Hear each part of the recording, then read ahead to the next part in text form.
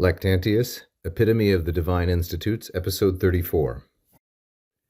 Ex his omnibus cumanae solius tres esse libros, qui Romanorum fata contineant, et habeantur arcani, caeterardrum autem ferdere omnium singulos extardere haberderique vulgo, sed eos Sibyllinos velut uno nomine inscribi. Nisi quod Erythraia, quae troici belli temporibus fuisse prohibetur, nomen suum verdrum posuit in libro, aliardrum confusi sunt.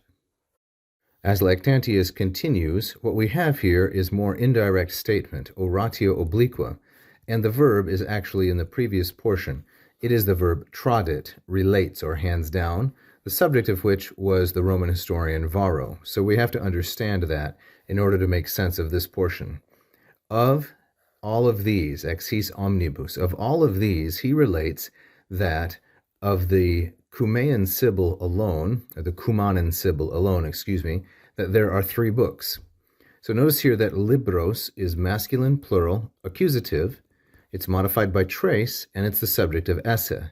We have this esse, this infinitive, because once again, we are in indirect statement. So Varro relates, or he reports, that there are 3 books of the Cumanan Sibyl alone out of all of these 10 Sibyls whom he has named.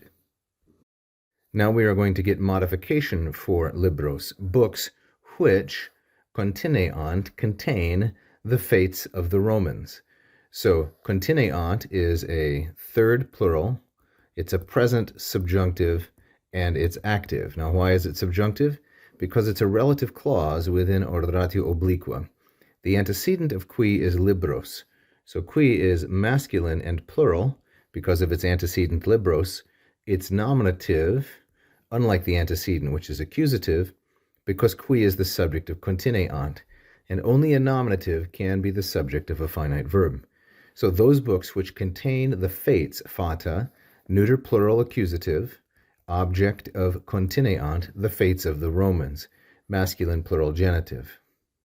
Now we have more. They contain the fates of the Romans et habeantur arcani, and they are considered habeantur secret or arcane. So arcani is masculine plural nominative, masculine and plural because referring to libros, and nominative because the subject of habeantur. Moreover, of the others, caeterarum, now this is feminine plural genitive, and feminine because referring to the Sibyls.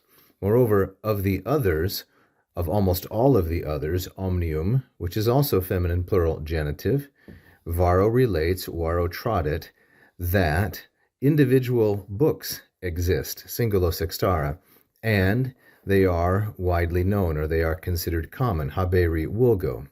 Here we have a present infinitive in the passive voice from the second conjugation verb habeo, habere, like so. And he continues, but these, meaning the books of all of the other Sibyls, but these are inscribi, these are entitled Sibylline books, as though coming under one name, velut uno nomine.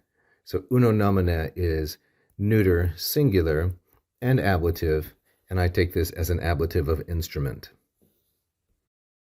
Except, Nisi, now there's one exception to what he has just generalized, as Lactantius quotes from Varro, except that the Erythraean syllable, the Erythraean Sibyl, quae prohibetur, who is related or who supposedly was around or who lived during the times temporibus troici belli. So prohibetur, third singular, present indicative, and it is passive. It can be indicative because this nisi now is introducing a new clause. It's no longer controlled by oratio obliqua. Who is said to have existed, fuisse, or to have lived temporibus, neuter, plural, and ablative of time within which. And then troici belli, during the times of the Trojan War, neuter, singular, and genitive.